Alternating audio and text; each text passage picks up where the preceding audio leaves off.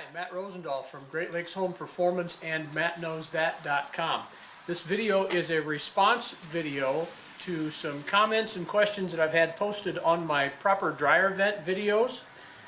Some people have said that you need to make sure that your dryer vent is UL listed and that maybe the one that I had on there they think was UL listed, and it wasn't. So I went to one of the big box retail stores and I said, I need a dryer vent and it needs to be UL listed. Give me the cheapest one you got. And they walked me over to the aisle and picked out this one. This is the Dundas Jaffine dryer vent, Pro dryer vent, and you can see it is UL listed. And I didn't just take their word for it. I actually went to the website for the UL listing, Underwriter Laboratories, and checked to make sure that this product number was listed. So what we're going to do is set up a worst case scenario. I have a ball of lint that I pulled out of my dryer, and we're going to simulate that this is a clog in the dryer vent.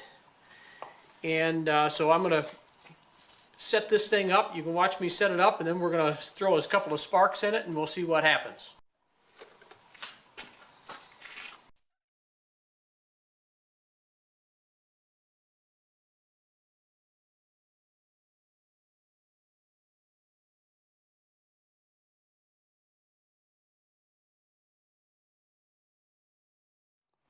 A little bit of fire still on it.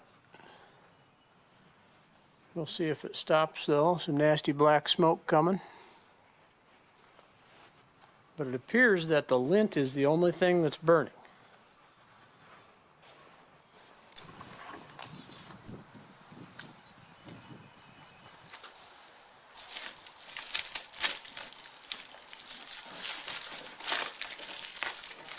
And you can see that, so it's really disintegrated this vent material.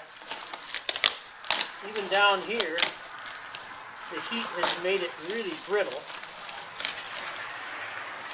So even though it's maybe not as much of a fire hazard, it's still a carbon monoxide hazard. So I'll give this ProFlex dryer vent a half-passing score, because I don't think a dryer vent should do that when it gets a flame inside of it. I still like rigid metal duct. It's the only way to go.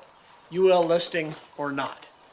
Thanks, be safe, subscribe, and check out MattKnowsThat.com or GreatLakesHomePerformance.com for more. Thanks for watching.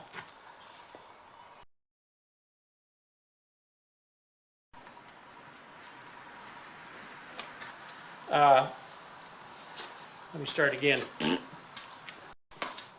I turn my microphone on? No.